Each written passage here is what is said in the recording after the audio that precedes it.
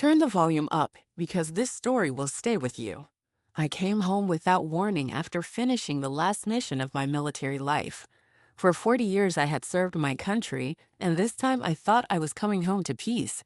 I thought I would finally hug my son, Miguel, the boy I raised alone while fighting battles overseas. But what waited for me was something no soldier is trained to face. The plane from Washington landed in San Diego before sunrise. The first light touched the ocean like silver glass. I looked down at my hands and saw small scars that never really healed. My father's old pocket watch ticked softly. He was a sailor who used to say no mission is greater than coming home with honor. I smiled at those words, not knowing that soon, coming home would break me in a way no war ever did. I stepped out of the airport, dragging my old military duffel across the concrete. People were laughing, greeting loved ones, taking pictures. I just stood there, breathing salt air, whispering, "I'm finally home." A taxi driver waved. He was middle-aged, tanned from years of sun. "You military, ma'am?" "I can tell by the bag." I nodded. "Used to be. Now I'm just a mother trying to get home." The words tightened my throat. I had imagined this day for years, Miguel opening the door, hugging me, saying, "Mom, you're back." I even planned to cook his favorite chili beef, the meal I made every time he passed an exam in high school.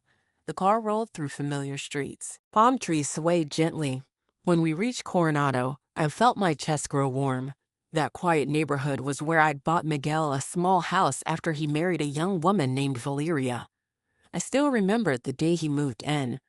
He hugged me and said, "I don't need anything else, Mom. I just want you to be proud." I told him I already was. I didn't know that sentence would haunt me forever. The taxi stopped in front of 1245 Ocean View Drive. Everything looked the same: white fence, flower bed, wooden sign that read the Coles. But something felt off. No music, no voices, no life.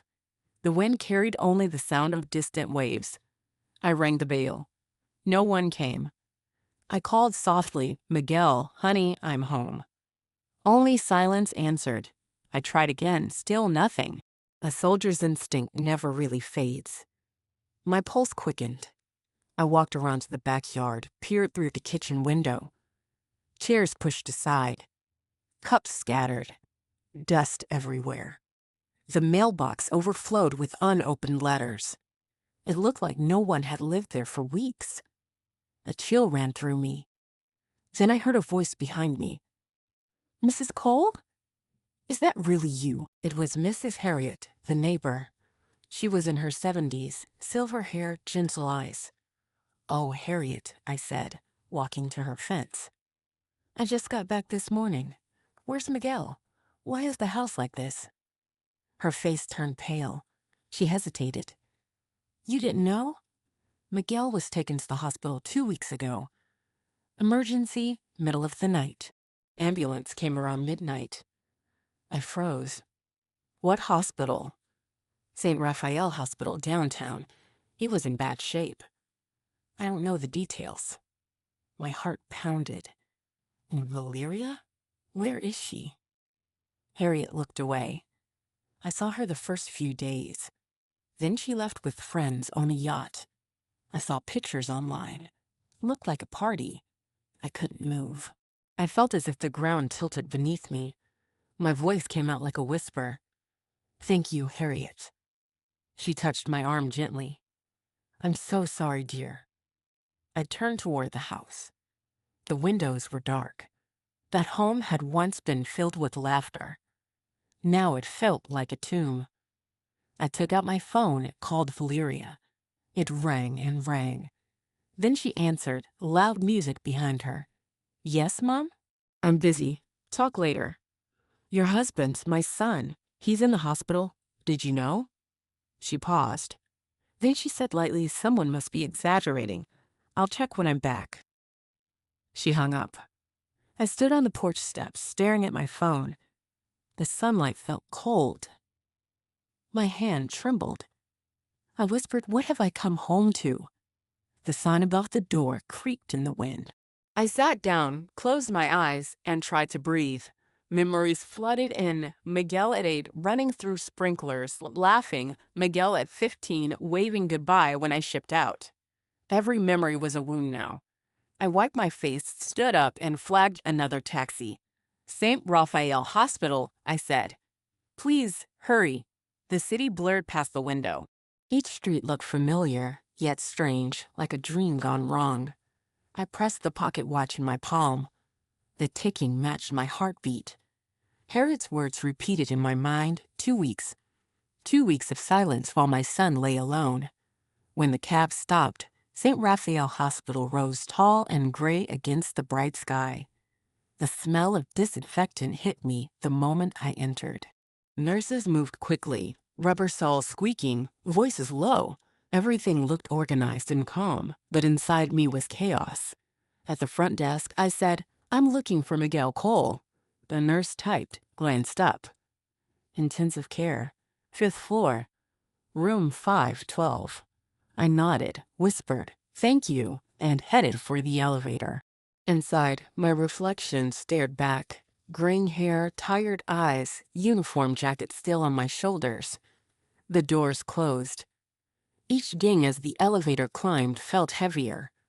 On the 5th floor, I stepped out into a hallway bright and cold. Machines beeped softly from every room. My fingers tightened around the watch. Room 512's door was slightly open. I pushed it. A cold wave of air brushed my face. And there he was, my boy, my Miguel. Tubes in his nose, wires across his chest, skin pale as paper. His chest rose and fell weakly. I froze. My knees almost gave out.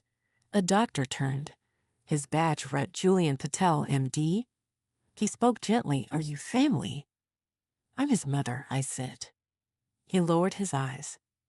"He has late-stage stomach cancer. It spread fast. We're only managing pain now. If he had come earlier, we might have bought more time." My mind went blank. "Cancer?"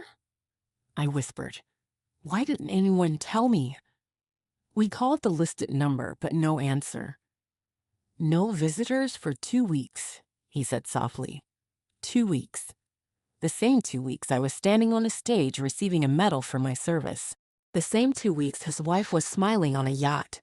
My hands curled into fists. I stepped closer to the bed and took Miguel's cold hand. "I'm here, baby. Mom's home." His eyelids fluttered. His lips moved. I leaned close. "Mom, I love you," he breathed. My chest shattered. "I love you too, son. Hold on, please." But the monitor's beep stretched into a flat line. "No, no, no," I cried. "Doctor!" They rushed in, pushed me aside, started chest compressions. I stood in the hallway, staring through the glass, whispering prayers that broke mid-sentence. 10 minutes later, Dr. Patel stepped out, pulled off his gloves, voice heavy. "We did everything we could. Everything we could." The words echoed like gunfire. I went back into the room. The world had gone silent. I sat beside my son and touched his hair. "You did your best, baby. Now rest." My tears finally fell, hot and endless. After a while, I wiped my face and reached for my phone. I didn't shake anymore. I opened Miguel's joint account and tapped freeze account. A prompt flashed. "Are you sure?" "Yes," I whispered. The screen dimmed. I sat there breathing slowly, staring at the white sheet that covered my child. A soldier doesn't quit before the mission is complete. And my new mission had just begun, to find out what really happened and why he died alone while someone spent his last savings on luxury and lies. I stepped out into the hallway. The sun was setting outside the tall windows, painting the sky orange.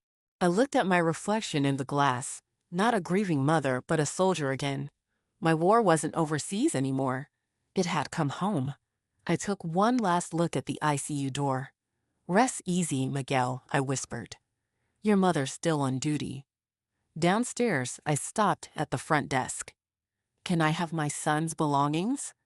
A nurse returned with a clear plastic bag, wallet, watch, phone. I held it tight against my chest, as if it contained his heartbeat. Outside the hospital, people walked by laughing, holding coffee cups, talking about dinner plans. The world kept moving, but mine had stopped. I sat on a bench, opened the bag, and saw Miguel's wallet. Inside was a small photo, the two of us smiling in front of his house. I touched it gently. You were my reason to fight, I thought. Now I'll fight for you. I turned on his phone. The screen cracked but worked. No calls from Valeria. Only messages from banks and one from a yacht club confirming payment. My stomach twisted. A yacht payment while my son was in the ICU. The ocean breeze carried salt and sorrow. I looked toward the horizon and whispered, "You'll never be alone again, son. I'll finish what you couldn't." I stood, squared my shoulders, and walked toward the parking lot. The sun dipped low, the sky bleeding red. Every step echoed like a drumbeat, calling me back to the battlefield of truth. Because that night, one thing became clear: the war wasn't over. It had only changed its name. It was betrayal written in ink. When I opened Miguel's house again that night, the air felt thick and heavy, like it was holding secrets. The porch light flickered weakly, showing the dust that had gathered on the door. My hand trembled as I turned the key. The lock clicked open with sound that felt like a sigh, the sigh of a home that had waited too long. Inside, it was silent. The kind of silence that presses against your ears. I reached for the light switch. The bulb flickered twice and came alive, casting a weak yellow glow over the living room. My heart sank. Empty bottles, clothes tossed on the floor, makeup stains on the sofa, the faint scent of perfume and wine. This wasn't a home where someone had cared for a sick husband. It was a place that had forgotten love. I stepped carefully, my boots crunching on pieces of glass. On the table, next to a half-eaten pizza, I saw a stack of papers, some smeared with lipstick. I picked them up. They were receipts, expensive ones. The first one was for a yacht rental, $48,000. Another was for a diamond necklace, $20,000. Hotel bills, champagne orders, designer clothes. Each one was paid using Miguel's card. I flipped through the dates. Every single purchase matched the weeks he was dying in the ICU. My chest tightened until I could hardly breathe. Each paper was proof that while my son fought for his life, the woman he trusted was celebrating her freedom. I sat down, feeling the old wood creak under my weight. My hand shook as I picked up Miguel's journal lying under a pile of magazines. The cover was worn, edges folded, his handwriting familiar and steady. I opened to the first page. February, Valeria said she needs money for medicine. March, more for hospital bills. April, roof repairs. Each month, more requests. Then on the last page, his handwriting changed. It slanted, shaky, faint. Mom, I'm scared. Valeria has changed. She hides things. If I don't make it, tell Mom I tried my best. The ink stopped mid-line. I stared until the words blurred through my tears. I whispered into the still air, "You did, Miguel. You tried more than anyone could." A gust of wind slipped through a broken window, stirring the curtains. The air smelled of salt and dust. I rose and began to search the house, each step revealing more pieces of a life that had been stolen. There was a wine glass with lipstick on it, a designer scarf on the bed, a high-heeled shoe kicked under the dresser. The walls seemed to echo with laughter that didn't belong here. I opened the drawer of Miguel's desk.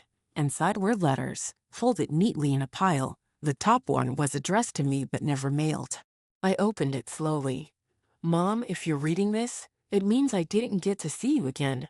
I'm sorry for not calling sooner. I didn't want to worry you. Valeria said she would take care of everything. I believed her. Maybe I was wrong. But please don't hate her, Mom. Just pray for me."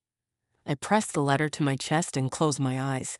For a few seconds, I couldn't breathe. My whole life had been about control, about staying strong. But that letter broke the last piece of armor I had left. When I opened my eyes, I saw Miguel's laptop sitting on the desk, the lid half open. I turned it on. The fan word, screen cracked but glowing. His password was his birthday. I knew it instantly. The screen unlocked. I clicked on his email. My hands trembled as I scrolled. There were messages to banks, hospitals, and one thread from Valeria's address. Subject line, yacht booking confirmation. Attached were photos of her in a white dress, sunglasses on, smiling beside friends, champagne bottles shining in the sun. The timestamp was 3 days before Miguel died. My jaw tightened. My breath grew shallow. Each photo felt like a slap. Another folder caught my eye. Documents. I opened it. Dozens of PDF files. One was labeled Authorization Form. I clicked it open. It showed Miguel's signature, barely legible, like it had been forced from a weak hand. And below it, the name Valeria Cole, spouse. My stomach turned. She had drained his accounts while he was too weak to say no. I backed up every file to my USB drive. The old military instinct had returned. Protect evidence, move fast, stay calm. I photographed every bill, every note, every page of Miguel's journal. My phone's camera flashed again and again, lighting up the dark room like brief lightning. In the middle of this storm of anger, my phone vibrated. Her name appeared on the screen, Valeria. I stared at it for a moment, the screen glowing in my hand. Then I answered. Her voice was sharp. "What did you do? Why can't I access my accounts?" I stayed silent. "Valentina, you can't just freeze my money. That's my life savings." I spoke quietly, each word steady as a heartbeat. "Your husband's money, not yours." "You can't prove that," she hissed. I smiled faintly. "I already have." Then I hung up. For a long moment, the only sound was the ocean outside, waves crashing against the shore. I felt my heartbeat slow, the same calm I used to feel before walking into a battlefield. I wasn't just a mother now. I was a soldier again, and this was my mission, justice for Miguel. At dawn, I packed Miguel's journal, letters, and USB drive into my bag and walked out. The sky was gray, heavy with mist. I looked back at the house, empty, broken, silent. But I promised myself I'd make it whole again one day. I drove to a small motel near the docks, the kind of place no one asks questions. Inside, I set my laptop on the desk and made black coffee that tasted like metal. The clock on the wall ticked too loud. I stared at the files on my screen, the evidence of a betrayal so deep it almost didn't feel real. I opened my contacts and found one name I hadn't spoken to in years, Javier Ortega. He was an old comrade from my service days, a finance officer who had helped track down stolen funds during the war. I pressed call. After a few rings, a low, gravelly voice answered. "Valentina? My God, it's been years." Javier, I need your help. It's urgent." He paused, his tone changing. "What's wrong?" "My son's gone. His wife drained everything while he was dying." A silence stretched between us. Then he said quietly, "Tell me what you need." "I need every account under Miguel and Valeria's names frozen, officially this time. And I need a full trace on her spending." He exhaled slowly. "Send me what you have." I transferred the files using the old encrypted channel we used in the service. The password still worked. Honor never sleeps. 15 minutes later, my phone buzzed. A single message appeared from Javier. Status, all accounts frozen. Action completed. I leaned back, eyes closed. The coffee had gone cold, but my blood felt hot. This was only the beginning. Then another message popped up from her. "You'll regret this. I have friends. You can't do this to me." A second message followed. "Please, Valentina, I need money. Hospital bills. I'm sorry. Can we talk?" I stared at the screen for a long time. Then I locked my phone. No reply. No mercy. The next morning, I went back to Miguel's house.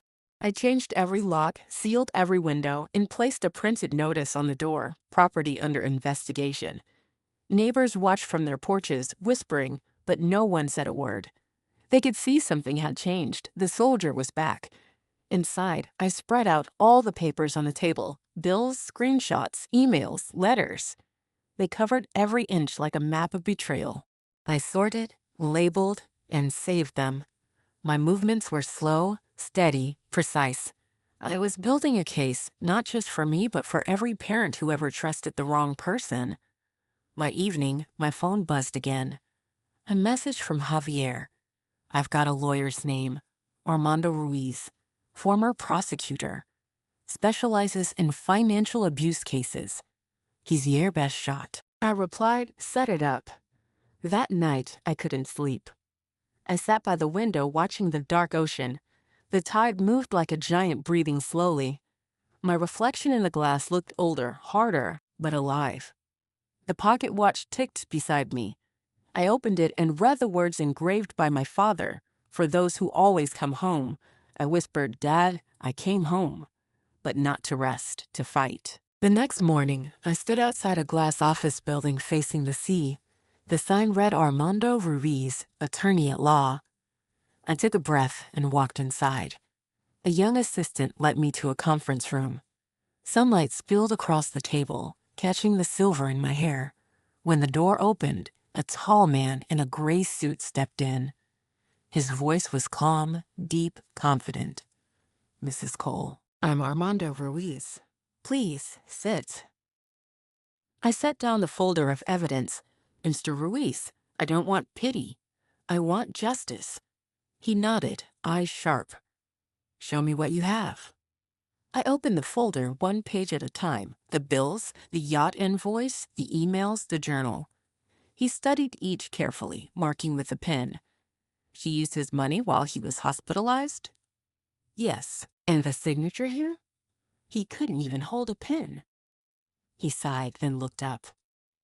We can charge her with financial abuse and misappropriation, but it'll take time. I have time, I said quietly. What I don't have is patience for injustice. He smiled faintly. I like you already.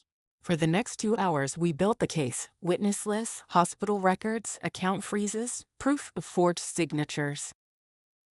Ruiz worked quickly, eyes focused, voice firm.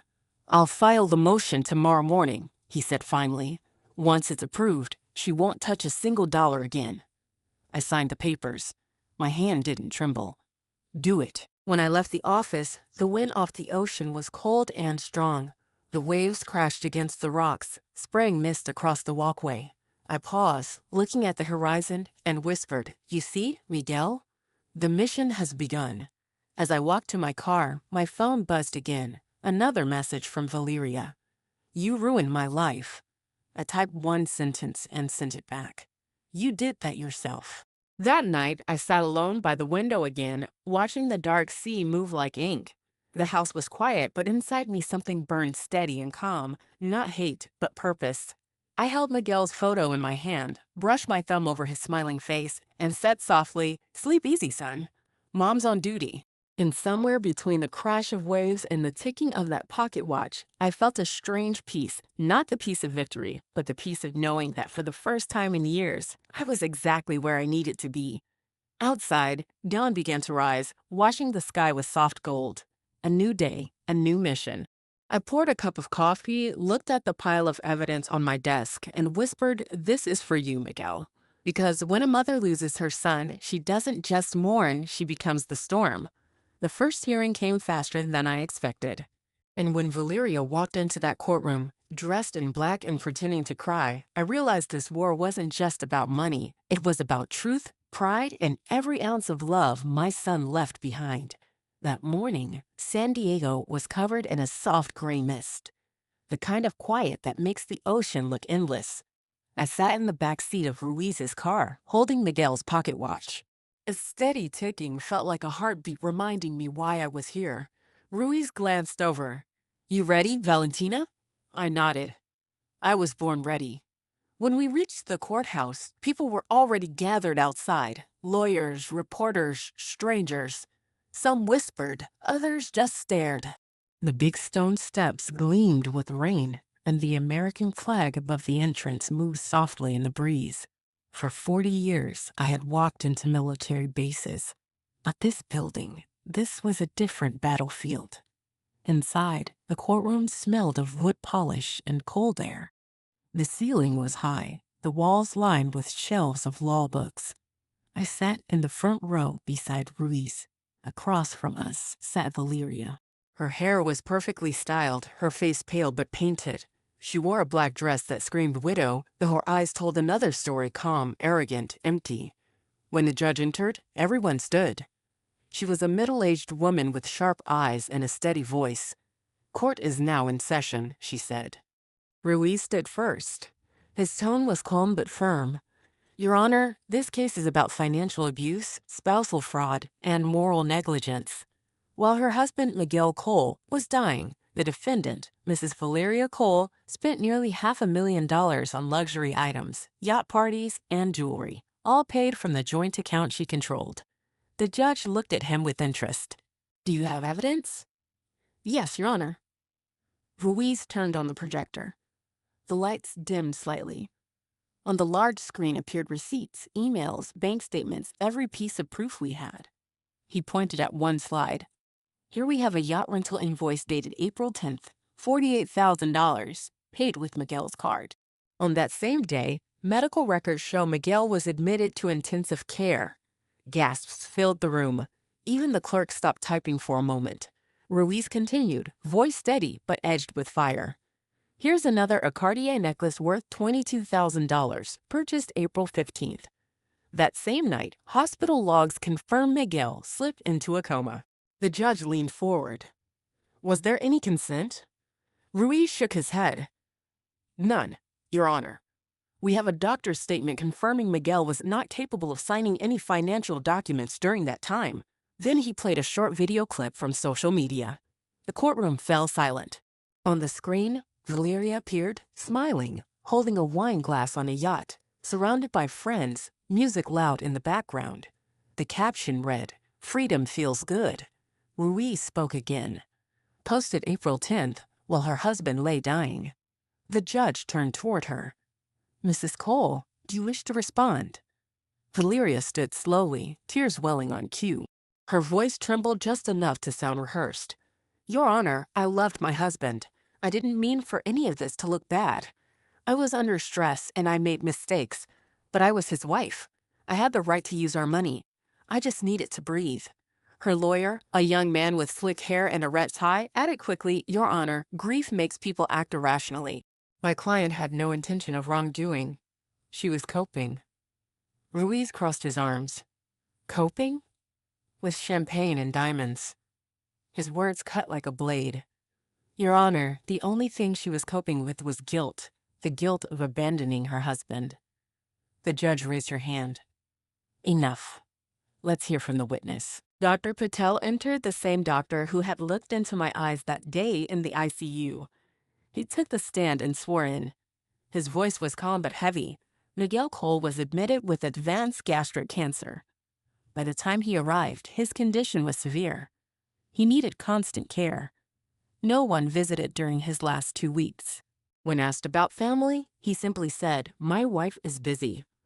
The entire courtroom went silent. Even Valeria's lawyer stopped fidgeting. Dr. Patel continued, if he had received treatment earlier and emotional support, he might have lived at least another year. I felt my throat close. I looked down at my hands, gripping Miguel's pocket watch. Ruiz placed a steady hand on my shoulder, grounding me.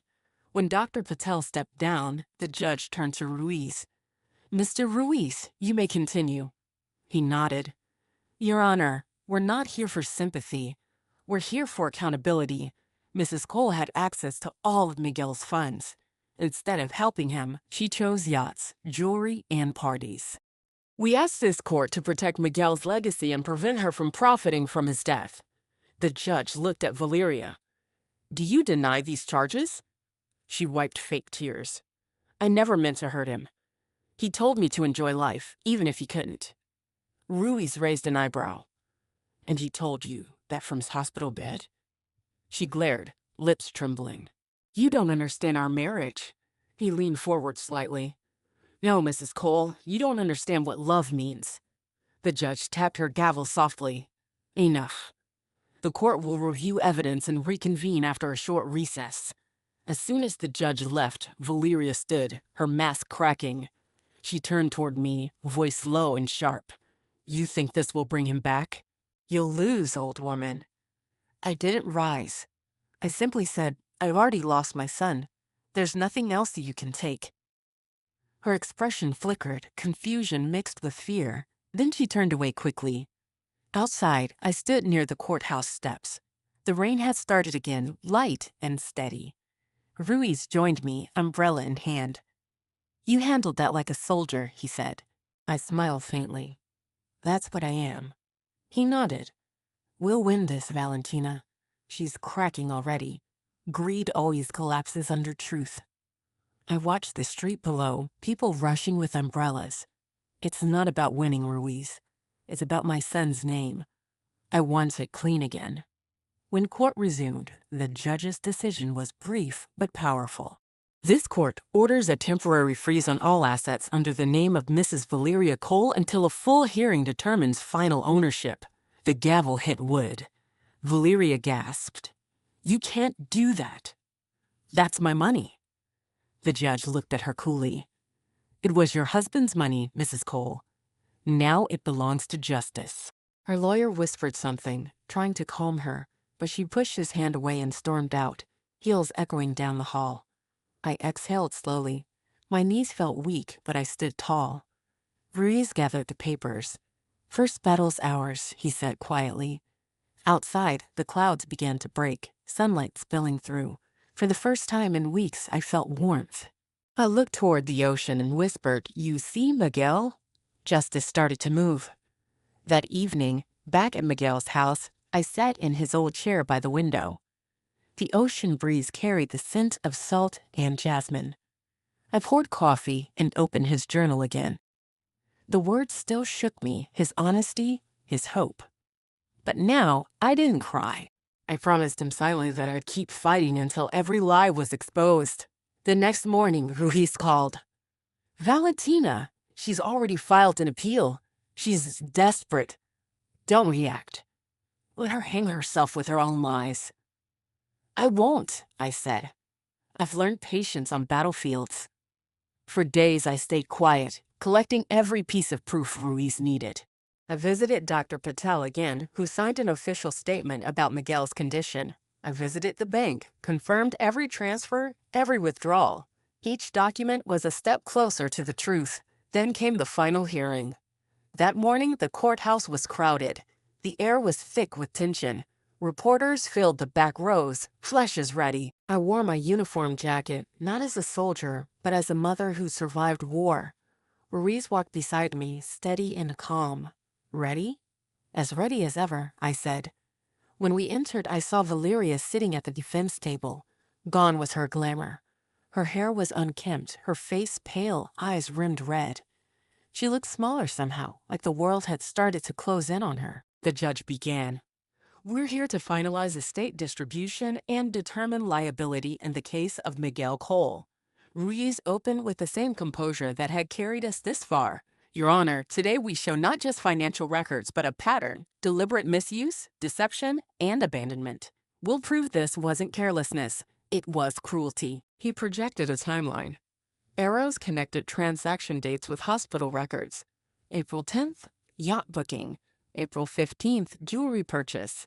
April 18th, $70,000 cash withdrawal. That evening, Mr. Cole passed away. The audience gasped. The judge's brow furrowed. "All these withdrawals were under her authorization?" "Yes, Your Honor," Ruiz replied. And the signature was verified as forged. He called the first witness, the neighbor, Mrs. Harriet. Her voice trembled as she spoke. "I saw Miguel the week before he went to the hospital. He was so thin, barely standing. He told me his wife was always out. The night the ambulance came, she wasn't even home." Then came Dr. Patel again. Calm, firm, his voice carried weight. Had he received early care, Miguel could have lived longer. His wife had the means, but chose otherwise. The judge nodded slowly, writing notes.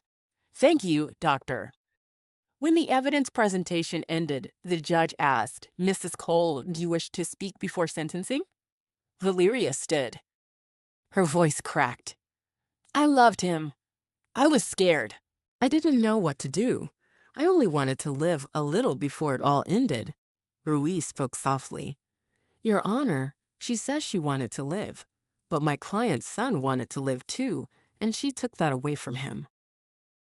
The room fell silent. The judge looked at me. Mrs. Valentina Cole, do you have any words before the ruling? I stood slowly, feeling the whole room watching. Your Honor, I served my country for 40 years. I faced bullets, bombs, and storms, but nothing hurt like watching my son die alone while someone used his love as a tool for money. I don't hate her.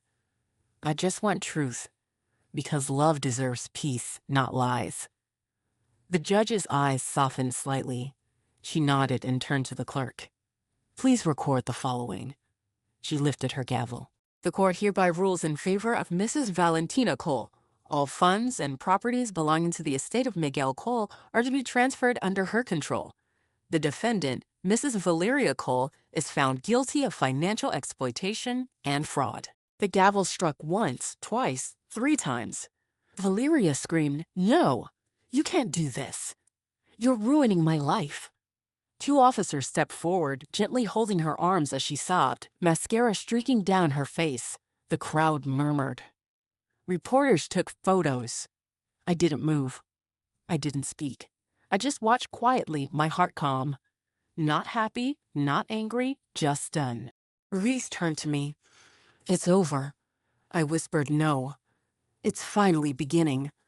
Outside, the wind blew strong, carrying the scent of the sea. Ruiz walked beside me. What will you do now? I looked out at the horizon. Something my son would have wanted. Something good. And that's when the idea came, the Miguel Foundation. That night, in the same house that once held grief, I sat at Miguel's old desk and began typing the first mission statement. A fund for people abandoned during illness.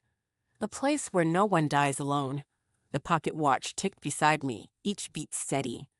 I smiled softly. We'll keep your heart alive, Miguel. Every life we help will be your echo. The next morning, sunlight spilled across the ocean. I stood on the porch with a new sense of calm. The house felt different, lighter, alive. The coiled sign above the door swayed gently in the breeze. I whispered to the wind, he's gone, but his love still lives here. Just when I thought my mission was complete, I met someone who changed everything. A small boy with a brave smile who reminded me that sometimes love returns, just in another form. It happened on a quiet Sunday morning. The kind of morning when the ocean looked calm and the sky felt clean after days of rain. I was at the front porch of Miguel's house, sipping coffee, watching the waves. For the first time in years, peace didn't feel strange. It felt earned. The Miguel Foundation had just received its first set of approvals. Donations were starting to come in. Ruiz had helped with the paperwork, and even Dr. Patel agreed to volunteer medical support for patients in need. Everything was moving forward, slowly, beautifully, and with purpose. But that morning, peace had a visitor. A small knock echoed at the front door, soft, hesitant. I set down my mug and walked over. When I opened it, a little boy stood there. Maybe 7, maybe 8. His hair was messy, his clothes a bit worn. He held a small paper bag and looked up at me with big brown eyes. "Ma'am," he said quietly, "do you have any work?" My grandma said, "Maybe you need help with the garden." I blinked. "Work? Who's your grandma?" "Mrs. Harriet," he said. "She lives next door." My heart softened instantly. "Oh, Harriet's grandson. What's your name, sweetheart?" "Eli," he said shyly, holding the bag tighter. "I can water plants or clean the porch." I smiled. "Come in, Eli. I think we can find something for you to do." He hesitated at the door, eyes scanning the living room. "It smells like coffee and sea," he said softly, "like my grandpa's house used to."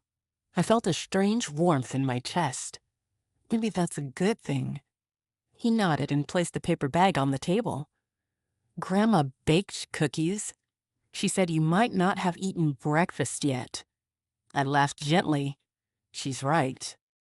As I poured him a glass of milk and took out the cookies, Eli looked around. "Was this your son's house?" he asked suddenly. I froze for a moment, then nodded. Yes. His name was Miguel. Eli smiled. "Grandma said he was a good man." He used to give me candy when I was little. I swallowed hard. Yes, he was a good man. The best. He took a cookie, munching quietly. You look sad, but not the kind of sad that cries. The kind that fights. I blinked. Out of the mouths of children come the sharpest truths. You're a smart boy, Eli. He shrugged. Grandma says I see things. I think you miss him. Ado, he whispered. He looked thoughtful, then said, when my dad died, Grandma told me that sometimes people go to heaven to build new homes for us. Maybe your son's building one for you too. My throat tightened. That single sentence touched something deep, a simple faith I thought I'd lost. From that day, Eli came almost every morning. He'd water the garden, feed the birds, and sit on the porch while I worked on the foundation files. He talked a lot about his school, his grandma, his dreams. And little by little, the house didn't feel empty anymore. Sometimes when the ocean wind got cold, I'd make hot chocolate, and we'd sit together, watching the waves crash. He'd ask questions about the military, about Miguel, about life. One evening he asked, "Were you scared in the war?" I smiled. Always. But bravery isn't the absence of fear. It's walking through it anyway. He nodded seriously. That's what I'll do when I grow up. Weeks turned into months. The garden bloomed again. The Miguel Foundation was up and running. We had our first group of volunteers, doctors, social workers, and even Harriet, who made sandwiches for the patients. We converted the old guest house behind the property into a small counseling room. Patients came, told their stories, cried, and left lighter. And every evening, Eli would bring me flowers he'd picked from the side of the road. Yellow means hope, he'd say. Blue means peace. One day, he came running in with a drawing. Look, he said proudly. It was a picture of the house, the ocean, and two people, me and him, holding hands under a bright sun. That's you, and that's me, he said. I called it home again. I stared at the drawing for a long time. Tears pricked my eyes, but I smiled. It's beautiful, Eli. You have a good heart. He shrugged. Grandma says hearts grow when we help others. That night after he left, I sat by the window holding the drawing. The moonlight touched the paper, and I realized something. This boy had brought back what grief had stolen. Laughter, warmth, a reason to keep going. But peace never stays untested for long. A few weeks later, while I was at the foundation office, Ruiz called. Valentina, we have a situation. What kind of situation? I asked, instantly alert. It's about her Valeria. She's out. My heart skipped. Out? You mean released? He sighed. Yes. Time served, plus early release for good behavior.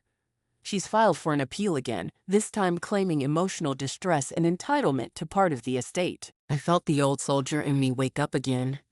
After everything she did? She's desperate, Ruiz said. But don't worry, we'll handle it legally. When I hung up, I looked out the window. The ocean shimmered calm, but inside me a storm started to rise. I thought of Miguel's letters, his journal, his soft voice in those hospital days. I whispered to the air, not again. I won't let her touch his name again. That night, I couldn't sleep. Every creak of the house felt like a warning. Around midnight, I heard something outside, footsteps, slow and careful. I grabbed the flashlight and stepped out. The wind was strong, cold, sharp. I moved around the porch, scanning the dark. Then I saw it near the fence, a shadow, someone watching. Who's there? I called out. No answer, just the crash of waves. Then a car door slammed in the distance, and headlights disappeared down the road. The next morning, Harriet came running, breathless. Valentina, did you hear? That woman, she was at the gas station last night asking about you, asking where you live. My stomach turned. She's playing with fire, Harriet. Harriet's face hardened. You stay careful. That one's poison. I nodded. Don't worry, I've dealt with worse. Later that day, Ruiz called again. I filed a restraining order. She can't come near you or the property." "Good," I said, "because if she tries, she'll regret it. But trouble always finds a way to sneak past paper and law." 2 nights later, Eli was late. He always came by 6, but the clock ticked past 7. I stepped outside, heart pounding. The air felt strange, heavy. Then, from the edge of the driveway, I saw him walking, slowly, dragging his feet. His cheek was bruised. His small hand clutched his backpack tight. I ran to him. "Eli, what happened?" He looked up, eyes glossy with tears. "A lady, she asked me about you. She said she was your friend. She grabbed my arm when I didn't answer. My blood ran cold." "What did she look like?" He hesitated. "Blonde hair. Sunglasses. Smelled like smoke." I knelt, pulling him close. "You're safe now, okay? You're safe." That night, I locked every door, double-checked every window. I called Ruiz, voice low but steady. "She crossed the line." He sighed. "I'll send someone to check the area. You're not alone, Valentina." When I hung up, I sat in the dark, watching the ocean shimmer under the moon. The waves were calm, but my mind wasn't. I whispered, "If you want a war again, you'll get one." For the next few days, I stayed alert. The restraining order went through. Police made a visit to her address. Things went quiet. Eli came every afternoon again, smiling like the sun had never left. But I could tell. He sensed the tension. One day he asked, "Are bad people scared of good ones?" I smiled faintly. "They are when good people stop being quiet." He nodded thoughtfully. "Then you must be the scariest good person I know." I laughed softly for the first time in weeks. "Maybe I am." A month later, we held the first public event of the Miguel Foundation, a free clinic day for veterans and families in need. The community center was full. Ruiz gave a small speech. Dr. Patel talked about hope and healing. And when it was my turn, I stood at the podium, looked at the crowd, and said, "This foundation was built from loss." But loss can become light if we choose to turn pain into purpose. My son's name lives on through every person we helped today. People applauded softly. Some wiped tears. I saw Harriet smiling in the back, Eli sitting beside her, waving shyly. I smiled back, my heart full. But behind that joy, one face lingered in my memory, the woman who had caused all this. I knew she wasn't done. Later that evening, after the event ended, I returned home exhausted but content. I opened the door and froze. A single white rose lay on the floor. No note, no message. Just the flower, perfectly fresh, its stem wet. My pulse quickened. I knew her scent. I knew her silence. She had been here. I picked up the rose, stared at it, then walked to the fireplace and dropped it into the flames. The petals curled, blackened, turned to ash. "Not this time," I whispered. "You won't break me again." Outside, thunder rolled in the distance. The storm was coming, and I was ready. That night, as I tucked Eli's drawing into Miguel's journal, I whispered to the pages, "Your story isn't over, son. Not yet." By morning, the truth would come knocking, and the final chapter of our story, my son's peace, would finally begin.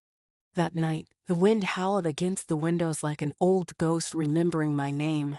The sky above the ocean was black, the waves crashing louder than ever. Lightning flashed across the water, bright and sharp, lighting up the porch for half a second each time. The storm had arrived, wild, merciless, and familiar. I'd faced storms in deserts and mountains, but none like this. This one had a name. Valeria. I stood at the window watching the sea throw its rage against the shore. The house creaked, lights flickered. I could feel it. Something was coming. The pocket watch in my hand ticked steadily, like it was counting down to a moment I couldn't avoid. Suddenly, a sound echoed through the storm, a car door slamming. I turned sharply. Headlights cut through the rain, stopping at the end of the driveway. My pulse quickened. I stepped back into the shadows, peering through the curtain. It was her. Even in the rain, even in the dark, I knew that shape, that walk. She was drenched, hair plastered to her face, but her expression was cold and sharp. She stepped onto the porch, lightning flashing behind her like a spotlight in a theater of revenge. I didn't move. I just waited. The door shook once. Then again. "Open up, Valentina," her voice screamed through the storm. "I know you're in there." I stayed silent.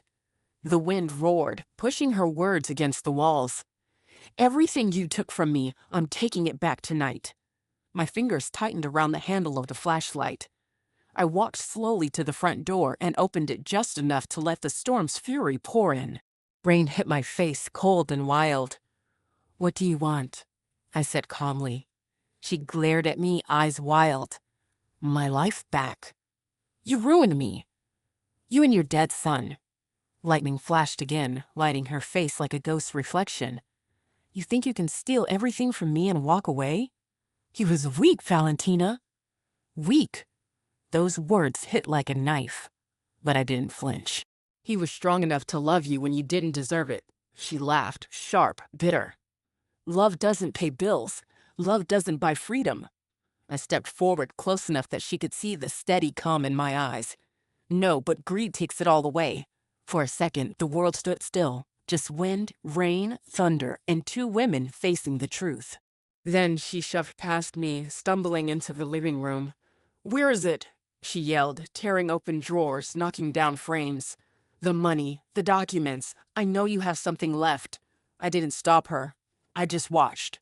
Watching her tear through the house felt like watching guilt destroy itself. "Stop," I said quietly. "There's nothing here for you anymore." "Liar," she screamed, slamming a drawer shut. "You took everything." "Yes," I said simply. "Everything you stole. And now I'm giving it back to the people who deserve it." She froze, turning toward me, disbelief in her eyes. "What are you talking about?" "The foundation. Miguel's name. His money. His purpose. It's all going to help others. You can't touch a single dollar." Her mouth opened, but no words came out. Then she laughed again, that same hollow, desperate sound. "You're insane." "Maybe," I said softly, "but I'm finally free." The storm roared louder, shaking the windows. The ocean outside sounded like 1,000 drums. She turned to the door. "You'll regret this," she hissed. I shook my head. "No, you will." She stepped out into the rain, slamming the door behind her. I stood still, listening to her car engine start, the tires screeching as she sped off into the storm. The sound faded into the distance until all that was left was thunder and wind. I closed the door gently and leaned against it, breathing slowly. My hands were steady. My heart was calm. But fate had one more twist to deliver. At dawn, the rain stopped. The air smelled of wet earth and salt. The sun began to rise, soft light cutting through gray clouds. I walked outside, the porch still slick with rain. Across the street, Harriet waved, worry in her eyes. "I heard shouting last night," she said. "It's over," I replied quietly. "She won't be back." I was wrong. That afternoon, Ruiz called. His voice was serious. "Valentina, there's been an accident." My breath caught. "What happened?" "Her car, it skidded off the coastal highway around midnight. Police found it near the cliffs. She didn't make it." The world went silent. Only the waves moved in the distance. I closed my eyes, exhaling slowly. I didn't feel victory. I didn't feel anger. Just a strange, quiet sorrow. The kind you feel when the story finally ends, even if it ends badly. "I didn't want this," I said softly. "I know," Ruiz replied, "but maybe it's mercy. For both of you." When I hung up, I stood there for a long time, watching the horizon. The ocean looked calm again, like nothing had happened. I whispered to the wind, "It's over, Miguel. It's really over." The following week, I held a small memorial service, not for her, but for closure. Harriet came, Ruiz came, Dr. Patel came. Even Eli brought flowers, tiny wild ones he picked himself. We lit candles on the porch, the light dancing softly against the evening sky. After everyone left, Eli stayed behind. "Are you okay?" he asked.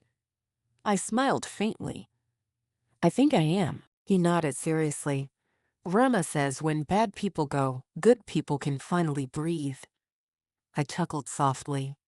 "Your grandma is very wise." He looked at the ocean and said, "Do you think your son is proud now?" I felt tears fill my eyes. "I hope so, Eli. I really hope so." Days passed. The house changed again, brighter, warmer. The garden bloomed, the porch smelled of coffee and salt. The foundation grew fast. People from all over California came to volunteer. Some left notes of thanks saying the foundation saved their lives. Every note felt like a small heartbeat, proof that Miguel still lived through every act of kindness. One afternoon, while sorting through old boxes, I found something I hadn't seen before, an old sealed envelope tucked inside Miguel's favorite book. The handwriting was his. My hands trembled as I opened it.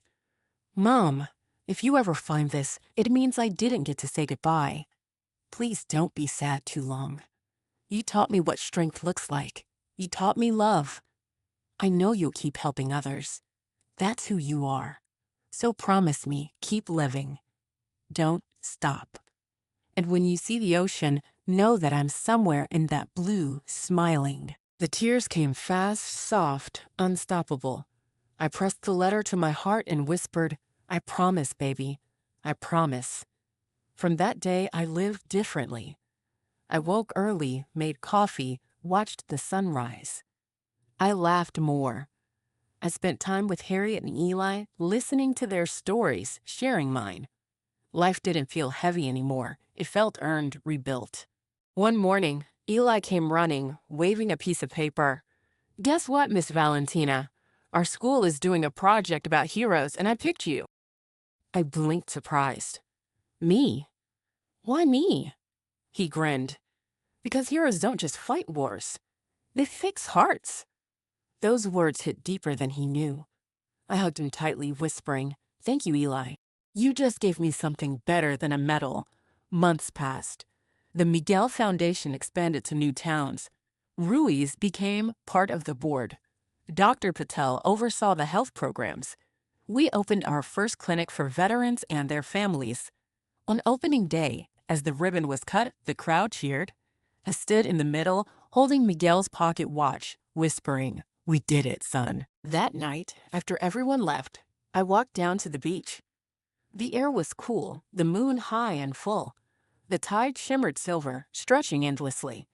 I sat on the sand, toes buried in the cold grains, listening to the rhythm of the waves. It sounded like peace. Real peace. I looked up at the stars and whispered, "You're part of all this now, Miguel."